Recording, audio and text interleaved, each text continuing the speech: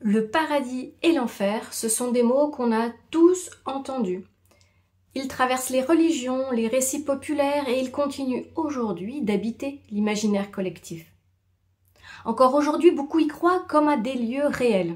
L'un céleste, lumineux, paisible, et l'autre très sombre, douloureux, punitif. Mais au-delà de ces images, que signifient vraiment ces deux notions? Et s'il était possible de les comprendre autrement, comme des états de conscience, des expériences intérieures, voire des étapes d'évolution de l'âme. Dans cet épisode, je vous propose un autre regard, nourri par l'histoire des religions, par les expériences de mort imminente et par les messages perçus dans l'invisible dans mon expérience, avec l'impact de ces croyances dans nos vies. Dans les traditions monothéistes, le paradis et l'enfer sont des lieux de rétribution. Le paradis, c'est pour les personnes justes, bonnes.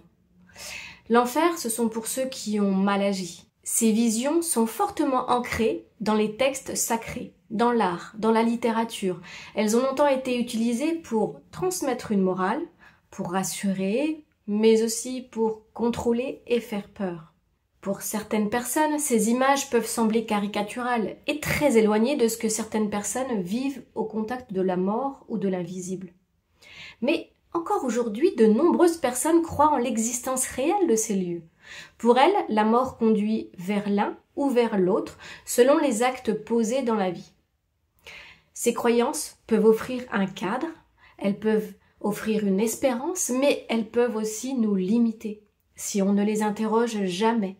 Et je vous parle de tout cela un petit peu plus loin dans l'épisode. Dans un autre épisode de cette chaîne, je vous ai parlé du livre fondateur de Raymond Moody, La vie après la vie, qui a révélé des milliers de témoignages d'EMI. Je vous remets le lien ici et dans la description si vous ne l'avez pas encore vu. Ces récits d'EMI partagent souvent des éléments communs, comme une sensation de sortir du corps, la rencontre d'une lumière, un sentiment d'amour inconditionnel, parfois un lieu de paix absolue que certains décrivent comme le paradis. Mais certaines personnes relatent aussi des expériences plus difficiles, un vide, une sensation d'isolement, un moment de confusion, de peur, des vécus plus rares, mais qui sont bien réels pour celles qui les ont expérimentés. Ce qui ressort de ces récits, c'est que l'expérience vécue semble en résonance avec l'état intérieur de la personne. Si elles peuvent parler de paradis ou d'enfer, selon les cas, cela a l'air d'être en résonance émotionnelle avec leur peur ou leurs croyances. Il ne s'agit donc peut-être pas de lieux fixes, mais plutôt des états vibratoires, d'espaces de conscience, comme différents plans d'existence. Et si on prend ce point de vue-là, le paradis et l'enfer ne seraient pas des lieux physiques imposés en fonction de nos actions, mais plutôt un vécu qui reflète une conscience qui évolue en transition, je dirais. Du point de vue médiumnique, et dans les messages que j'ai pu avoir, une autre vision s'impose. La Terre est plutôt un lieu d'apprentissage. C'est donc un espace dense, exigeant, où l'on vient évoluer, grandir, comprendre, aimer, mais parfois tomber, et puis nous relever avec toujours l'objectif de cheminer vers plus d'amour et de conscience.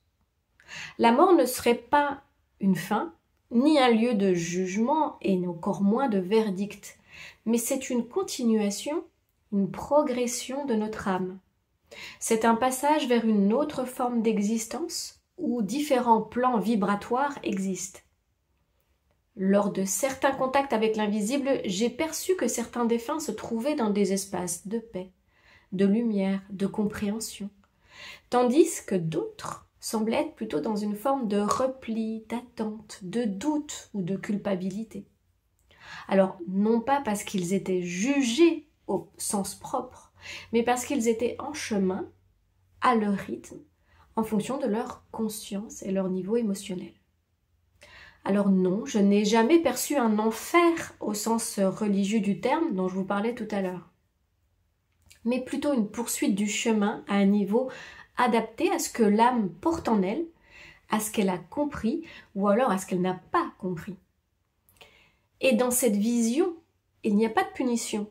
Il y a juste un processus évolutif, une loi de paix et d'harmonie plus vaste. Le paradis et l'enfer, dans cette vision, dans cette perspective, ne sont pas imposés. Ce sont des résonances de ce que nous portons en nous, que ce soit dans cette vie ou après. Les croyances autour du paradis et de l'enfer marquent nos vies profondément. Elles influencent nos choix, nos comportements, mais aussi notre rapport à nous-mêmes. La croyance en l'enfer, elle peut nourrir la peur, la culpabilité, la honte, et même la croyance au paradis, si elle est perçue comme une récompense conditionnelle, elle va nous enfermer dans une vie où l'on cherche à être parfait, à mériter. Mais à force de vouloir bien faire, on oublie parfois d'être soi-même. Finalement, ces représentations nourrissent davantage la peur, que ce soit pour l'enfer ou le paradis, plutôt que de favoriser, nourrir la paix.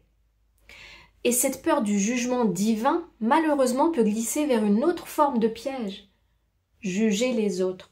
Quand on vit dans la crainte d'être jugé, on peut, sans s'en rendre compte, se sentir légitime à évaluer les autres et même à les condamner, à les comparer. Cela crée de la distance, de la culpabilité, un malaise, des conflits. Se libérer de ces croyances figées, ce n'est vraiment pas rejeter toute spiritualité. Mais c'est retrouver plutôt une foi vivante, une foi libérante, qui vous éclaire, qui invite plutôt à la conscience et à sa propre responsabilité plutôt qu'à la peur. Et dans cette conscience retrouvée, on peut vivre plus librement et on peut accueillir la mort pour ce qu'elle est. Une transformation où tout ce que nous avons appris, compris et apaisé ici-bas se prolonge là-bas, dans un ailleurs. Alors, le paradis et l'enfer existent-ils? Qu'est-ce que c'est? Eh bien, c'est peut-être pas des lieux fixes, suspendus quelque part au-dessus ou en dessous de nous, mais peut-être plutôt des états de conscience, des espaces intérieurs, des phases d'évolution qui nous traversent et nous enseignent. Certaines personnes y croient encore, vraiment, littéralement. D'autres y verront plutôt des symboles. Mais ce qui compte, c'est de ne plus vivre sous la peur et comprendre que tout ce que nous construisons ici va nourrir ce que nous allons traverser ensuite. La mort, c'est pas une sanction, c'est un passage. Et ce que nous devenons de l'autre côté dépend peut-être de ce que nous devons accepter et de transformer ici. Alors dites-moi dans les commentaires quelle est votre vision de ces notions. Avez-vous grandi avec ces croyances? Les avez-vous bien gardées au chaud et vous modelez votre vie en fonction? Ou les avez-vous dépassées? Si cette vidéo vous a parlé, pensez à la partager et à découvrir l'épisode sur la vie après la vie de Raymond Moody pour aller encore plus loin. Et je vous dis à très bientôt pour un nouvel épisode de La mort autrement. Au revoir.